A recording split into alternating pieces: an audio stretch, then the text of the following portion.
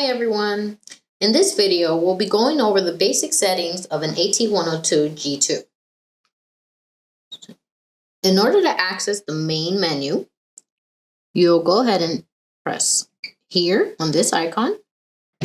You'll go down to settings, and your settings will be displayed along the left column of the screen. Now, in order to navigate through your settings, use your up and down arrow keys here. Okay. Now, one of the main things that I wanted to point out to you is actually your connectivity settings. So here is actually where you will set all the information needed in order to transmit over to the server.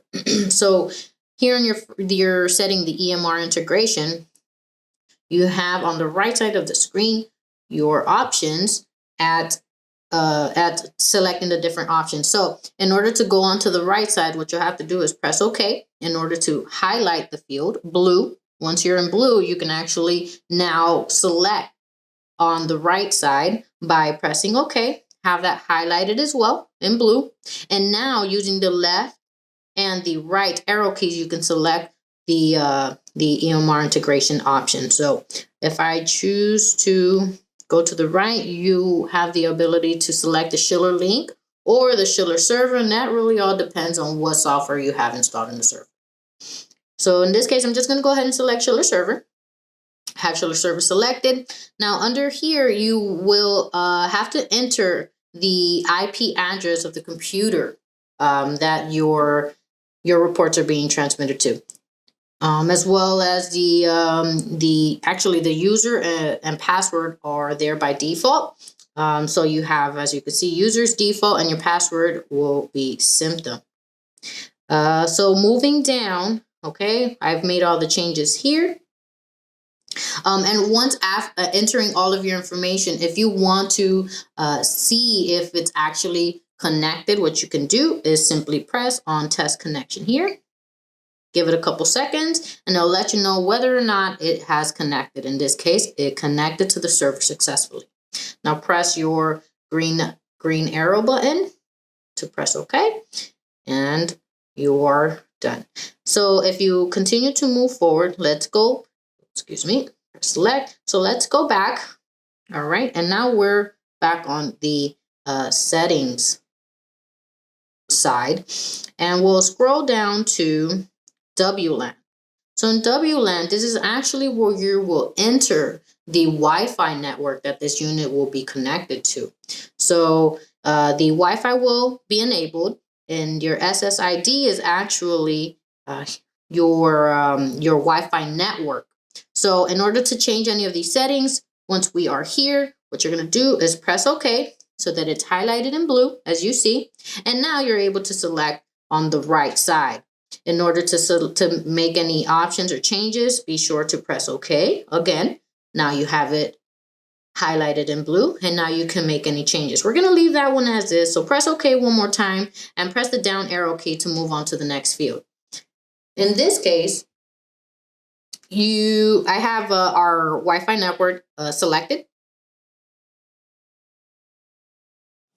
And toward the bottom here, by pressing Browse Networks, you actually see the different Wi-Fi networks shown. So be sure to select the one that you want.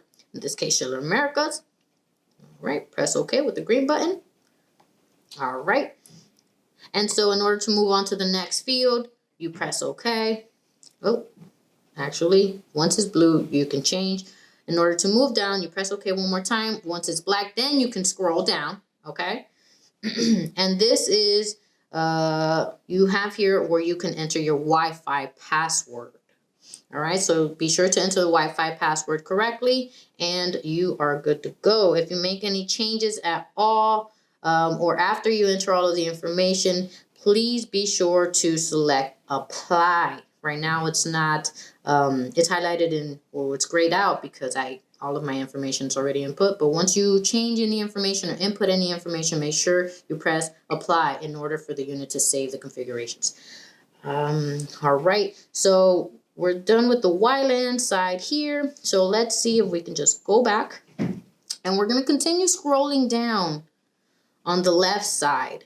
And just a few other things that you can change. The settings that you can change are like the time and the date, the formatting of either the date or your time.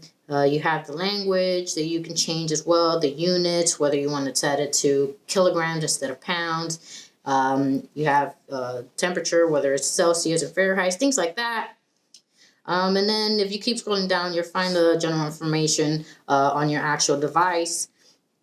And one last thing that I wanted to show is your workflow settings. So in the workflow settings, if you notice here on the right, you have quite a few settings to play with. The first one you'll have is transmit after save. So what this allows you to do is for once the ECG report is done, this, if enabled yes, the unit will automatically transmit over to the server the ECG report. If you select no, then it won't do it. Same thing goes for the following setting, which is to convert the ECG report to a PDF, and it does that by storing the ECG report onto your USB drive, which then can be sent over or connected to your computer, and you'll have your PDF there. Then you also have the ability to delete the recording after you export it. So whether it's yes or no, you just make sure. Sorry about that. Let's just use our arrow keys. Okay, once again, be sure that instead of black highlighting, you press OK to get the blue highlighting, and now you're able to make the selections on the right side. Okay, as you see again, it's in black. So let's press OK so that we can make selections now by using the left or the right arrow key. In this case, let's leave it at yes. We'll press OK. Now I'm able to navigate down and make any necessary changes that I would like to. Again, you have additional settings like print after save. So once your ECG report is done, it will automatically print out the report. And the following options are just similar, whether you want the work list to auto sync after the report is created. All right, guys, I think we've gone over the basic settings for this unit. If you have any additional questions, please feel free to reach out to Schiller Americas. And this concludes our basic settings for the AT-102 G2. Thank you.